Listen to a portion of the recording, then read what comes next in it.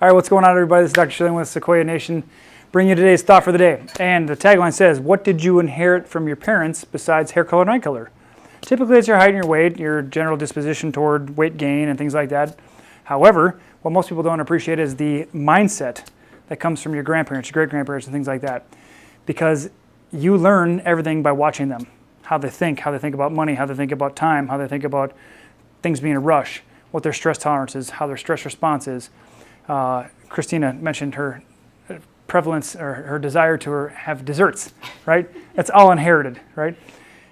The question is, what are you going to do about that? Because your DNA is not your destiny. That's an easy fallback. We can all play victim to our DNA and our wiring, if you will.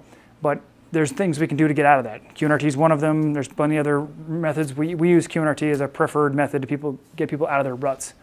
But take a step back and say, if you hear yourself say something that's disempowering, something negative, something not getting you where you want to go, like, oh, there's not enough of this, I don't have enough of that, or I'm not enough this, or I want less of that, then understand there's probably a limiting belief. Just talking to a young lady a few minutes ago about her constant thought about there not being enough, and she's focused on money. I said, well, who did you learn that from? She's like, well, probably my dad. Somebody, she learned it from somebody. The point is, if you take a step back and analyze your areas of your life, whether it's you with your kids, you with your partner, with your spouse, with your job, with your career, with money, your relationship with everything, you're probably going to have some repeat messages that you've learned from the past. And I want to challenge you to observe them, not judge them, but observe them and just say, hey, is there a way we could do this differently? Can we think about this differently? Because how you think, what you pour into your mental factor is going to determine your outcome. And what you say to yourself every day, I am this or I'm that, or I have enough of this or I don't have enough of that, it's going to determine your outcomes.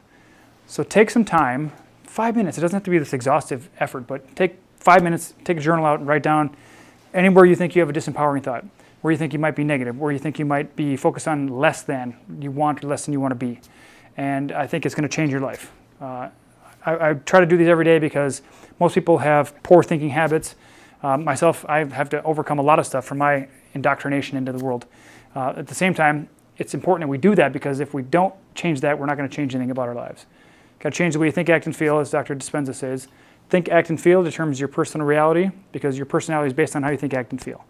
So change how you think, act, and feel. Change the belief systems, identify them, then start shaping them, molding them.